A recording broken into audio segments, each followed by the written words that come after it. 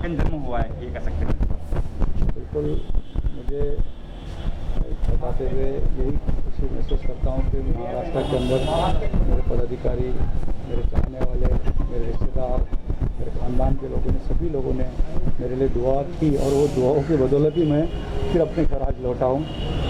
जिस हालात में मैं हॉस्पिटल गया, मैं बता नहीं सकता कि इतनी क्रिटिकल सिचुएशन में था मैं हॉस्पिटल में।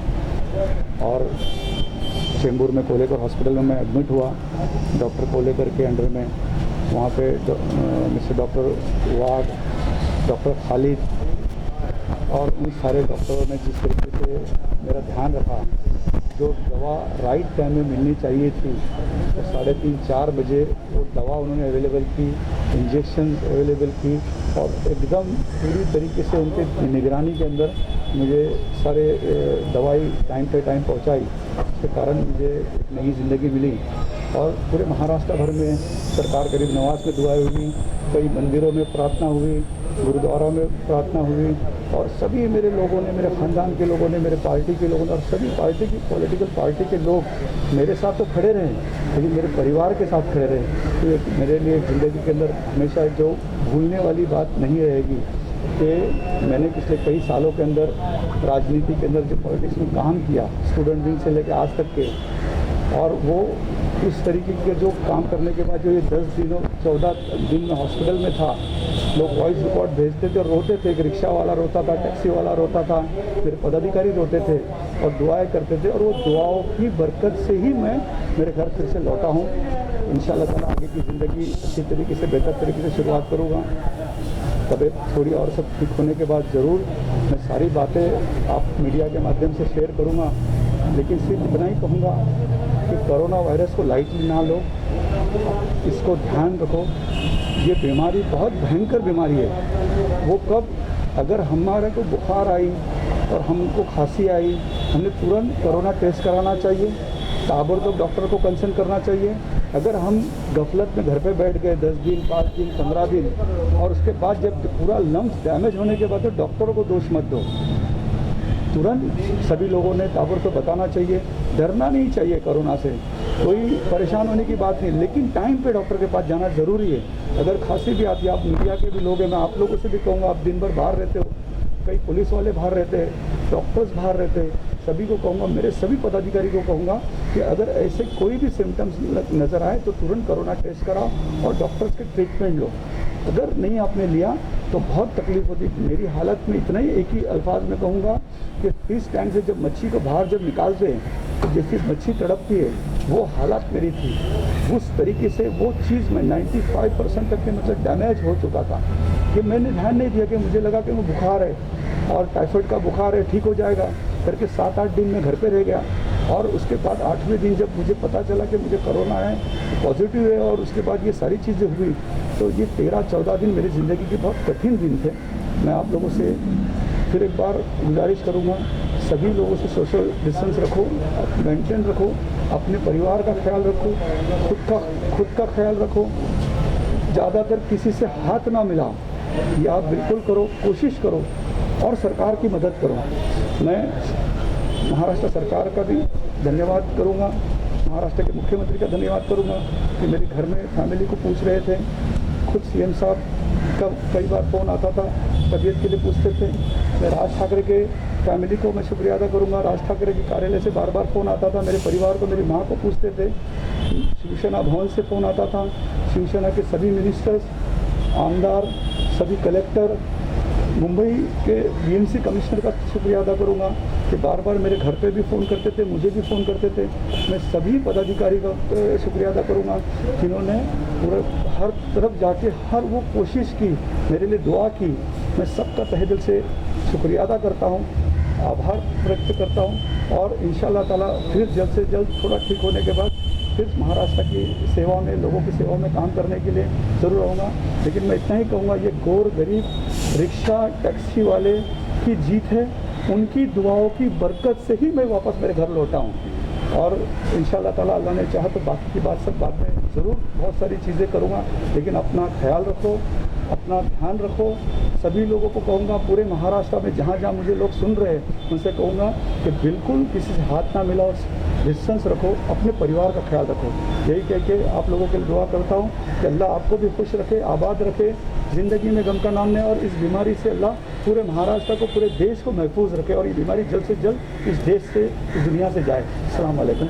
अभी भी बहुत लोग मास्क नहीं पहनते हैं, बहुत लोग कई क्या मास्क पहने, गर्म होता, तकलीफ होती है, मास्क से घुटन होती है, उनके लिए क्या समझेंगे? नहीं, बिल्कुल मास्क पहनना ही चाहिए। घुटन होना नहीं होना, एक अच्छे मास्क बना लो अच्छे तरीके से। मैं तो इतना खाली मीडिया के लिए कर रहा हूँ, लेकिन ये भी करना नहीं चाहिए, क्योंकि जिस तरीके से जो हालात मैंने देख के आया हूँ, मैं आप लोगों से कहूँगा कि बिल्कुल मास्क, हाथ में हैंड ग्लोव भी पहनो, मास्क ज़रूरी नहीं है, हाथ भी।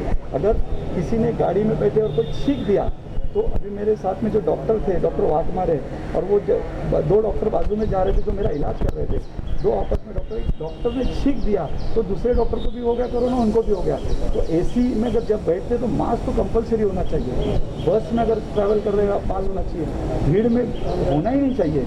अभी कुर्बानी के लिए लोग जाएंगे तो वहाँ भीड़ होगी, तो बिल्कुल मुझे लगता है कि वो भीड़ अवॉइड करो आप लोग। अपनी जान भी सर सलामत तो पकड़ी 50। मैंने भी बहुत कोशिश की लोगों तक बांटने की खाना, लेकिन आज हो गया। लेकिन वही दुआओं की बरकत से मेरी करना है, इसका मतलब ये नहीं कि हर एक को चांस मिलेगा।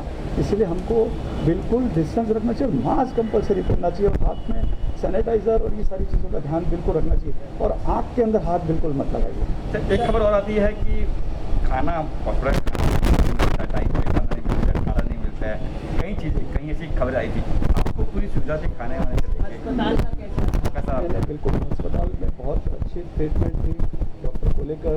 हॉस्पिटल के अंदर उनकी जो टीम वर्क है, खासतौर पे डॉक्टर खालिद के अंडर में सब जो काम कर रहे हैं, जिस साई हॉस्पिटल उनके अंडर में है, तो उनकी डॉक्टरों की बहुत अच्छी टीम है। जैसा मुझे लगा कि मैं हॉस्पिटल में नहीं, मेरे परिवार के साथ में हूँ।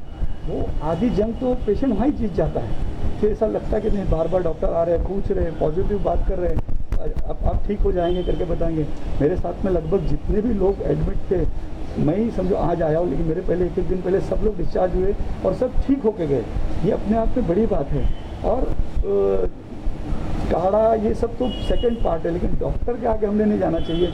लोग कहते हैं कि काढ़ा पीना, काढ़ा वगैरह ये गाँवटी इलाज तो घर में अभी मैं आया हूँ तो कर सकते हैं, लेकिन हॉस्पिटल के अंदर हॉस्पिटल के जो रूल वो फॉलो करना चाहिए। मैं देखता हूँ कि लोग बोलते कि हॉस्पिटल में गया और बच्चा मर गया, माँ मर गई, ये हो गया, जो बोलते, लेकिन लेट पहुँचेंगे तो डॉक्टर करेगा क्या? हमको पहुँचना, और इसमें दिखता नहीं है। मैं भी जब गया तो खुद चलते हुए गया, एकदम फर्स्ट क्लास गया, लेकिन जब मैं गया और कुछ घंटों के बाद जो मुझे तकलीफ शुरू हो गई, मैं सांस नहीं ले पा रहा था, मतलब बस हाँफ रहा था। तो वो कोई भी है, ऑब्वियसली मेरे परिवार हो गए, आप हो गए, तो बोले कि करे ये तो एकदम अच्छे गए थे और इनको अच्छा लगे, क्या हो गया, डॉक्टर ने तो कुछ नहीं कर दिया। ऐसा कुछ नहीं है, डॉक्टर पूरी कोशिश करते बचाने के लिए, हर वो दवा देने की कोशिश करते, पर हम अगर लेट पहुंचते हैं उसके कारण ज़्यादातर ये प्रॉब्लम होता है। और ज़्यादातर बुज़ुर्गों को, बुज़ुर्ग ये नहीं सहन कर सकते, जो 60-70 के ऊपर के जो लोग, वो सारी चीज़ बर्दाश्त नहीं कर सकते। क्योंकि मैं अगर 40-45 के अंदर अगर कभी ये इतनी ताकत रहने के बाद, हिम्मत रहने के बाद मैं बर्दाश्त नहीं कर सकता था, तो बूढ़े का तो क्या मैं बता नहीं सकता। तो ये सारी चीज़ों को आपको बिल्कुल ध्यान देना चाहिए। और हॉस्पिटल्स जैसे प्राइवेट हॉस्पिटल्स हो गए, गवर्नमेंट हॉस्पिटल हो गए, हर कोई अपने अपने तरीके से लोगों की मदद करने की कोशिश करता है, सुविधा देने की कोशिश करता है, लेकिन कई कम होती, कई ज़्यादा, लेकिन 100% डॉक्टर कोशिश करता है कि पेशेंट बच जाए। आप क्या कहा घर पे रहने की, क्या हिदायत दी आपको, ये मत करना, ये मत खाना? मैं बिल्कुल 14 दिन घर में ही रहने के लिए कहा गया है, और प्योर वेज खाने के लिए, भाजी वाजी खाने के लिए। इतने साल भाजी नहीं खाया था, लेकिन अभी आदत डाल दूँगा, भाजी ज़्यादातर खाऊँगा, टाइम पे खाऊँगा, टाइम पे उठूँगा, टाइम पे थोड़ी एक्सरसाइज दिए, फिर वो थोड़ा लंग्स के लिए फूंकने के लिए वो एक्सरसाइज दिए, वो एक्सरसाइज करूँगा। ये सारी चीज़ें करके, और घर बैठ के भी जो भी महाराष्ट्र के अंदर जो इतने सारे पेंडिंग काम है, कोशिश करके, बाहर तो नहीं निकलूँगा 14 दिन, लेकिन घर में बैठ के लोगों की सेवा करने की पूरी कोशिश करूँगा इंशाल्लाह।